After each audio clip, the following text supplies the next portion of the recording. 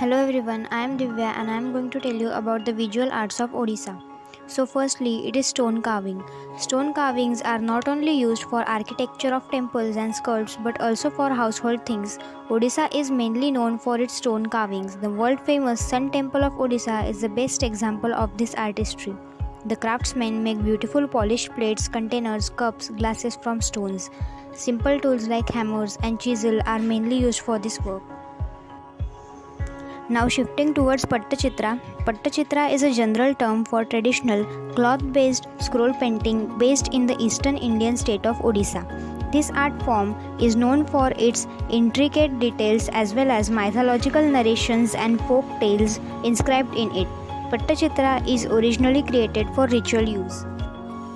The next is terracotta. Terracotta is the most earliest form of pottery which literally means baked earth. This is art of making earthenware pots and utensils. The clay lump is put on the potter wheel, then crafted into objects, then sun-dried and fired for hardening. Then the parts are colored. The next one is Tarakasi. Tarakasi or silver filigree is one of the most exquisite renditions of silver craft. Tara means wire and kasi is a design. These are fashioned to create showpieces or jewelry of infinite beauty. Cuttack in Odisha is the main hub for silver filigree in India. Aravina built 117 caves at Udayagiri for the habit of Jaina monks. Shaivism in Odisha. Seva people worship Lord Shiva. During the ruling period of Guptas, Shaivism occupied a significant place in the religious life of the people of Odisha. Hinduism in Odisha. Hinduism has been called the oldest religion in India. Hinduism includes a diversity of ideas on spirituality and traditions, but has no unquestionable religious authorities, no governing body, no any binding holy book. Raja Ram Mohan Rai is known as the father of Hinduism. Christianity in Odisha. Christianity became popular in Odisha during the British rule. Currently, the Christianity percentage in Odisha is 2.4% of the total population. Islam in Odisha. The Muslim rule in Odisha resulted after the immigration of Muslim rulers other places of India. From the very beginning of the rulers tried to build Muslim monuments on the foundation of some Hindu monuments, but Juma Masjid of Baluzagar in regarded as the best of Muslim monument in Odisha. A number of Muslim mosques were built in such places at Jagpur, Kadrapura and Balsora. Odisha is also a rich heritage of performing arts such as dance, music, and cinema. Odissi dance is one of the most prominent classical dance forms of India, which originated in Hindu temples of the eastern coastal states of Odisha in India. Its theatrical base traced back to Natya Shastra, the ancient Sanskrit word text on the performing art. The age-old tradition of Odissi is manifested from Odisha Hindu temples and various sites of archaeological significance that are associated with Hinduism, Jainism, and Buddhism. Moving on to Odissi music. Among 5 branches of the Indian classical music, Odissi music exists in the form of Udra Magadhi. Odissi music was shaped during the time of Odia poet Jayadeva, who composed lyrics meant to be sung. By 11th century AD, folk music of Odisha in the form of Triswari, Chatuswari, and Panchaswari was modified into the classical style. However, Odissi songs were written even before the Odia language developed. The Odia film industry, known as Ollywood, is Odia language Indian film industry based on Bhubaneswar and Cuttack in Odisha, India. The name Ollywood is portmanteau of words Odia and Hollywood. Odia literature is the literature written in Odia language and predominantly originates in Indian states of Odisha.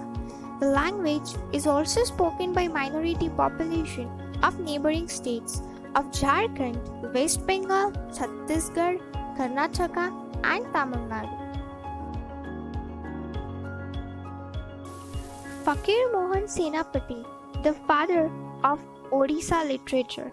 He played a leading role in establishing the distinct identity of Odisha, a language spoken in Indian state of Odisha.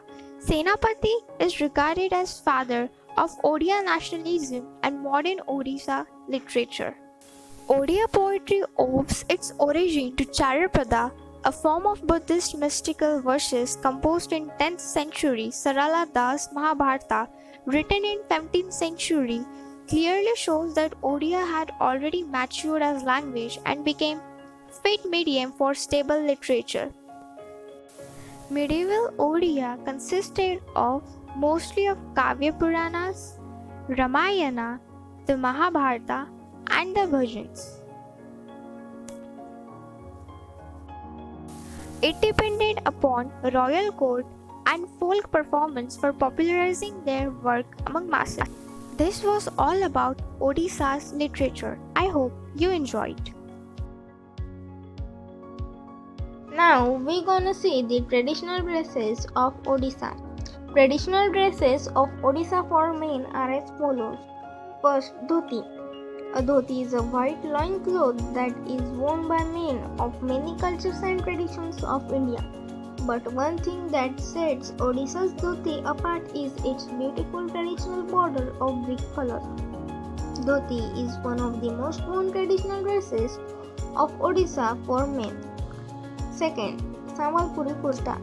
Sambalpuri kurta is a short variant of the regular kurta. It is extremely famous among the men of Odisha. A kurta can be worn in many different colors and designs and is loved by both youngsters and adults. Traditional dresses of Odisha for women are as follows. First, Sambalpuri sari. It is a traditional hand-worn agate in which wrapped and wrap are tie-dyed before the weaving process is done. It is one of the most chosen traditional dresses by Odisha women. This dress can be worn in every occasion and is loved by females of every age. Second, Khandua sari.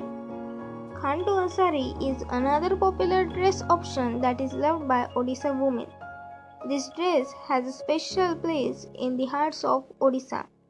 The idol of Lord Jagannath is also decorated with it. Thank you. Hello everyone, myself Samiksha Raut and I'll be talking about Odisha's cuisine. Odia cuisine is the cuisine of the state of Odisha. It has developed over time with local culture and agriculture. It's consequently similar to the north and south cuisines. Compared to the other regional Indian cuisine, Odian cuisine uses less amount of oil and is not spicy too. Rice is a staple food of this region. Ghee is mostly used in temples.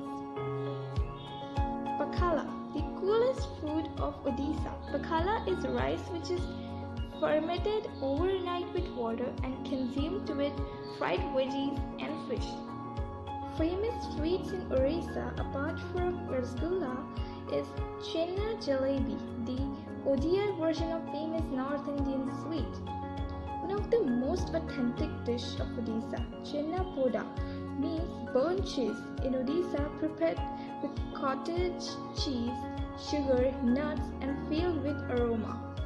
Well, these Odia dishes are not only light and healthy, but also authentic, delicious and of course mouth-watering.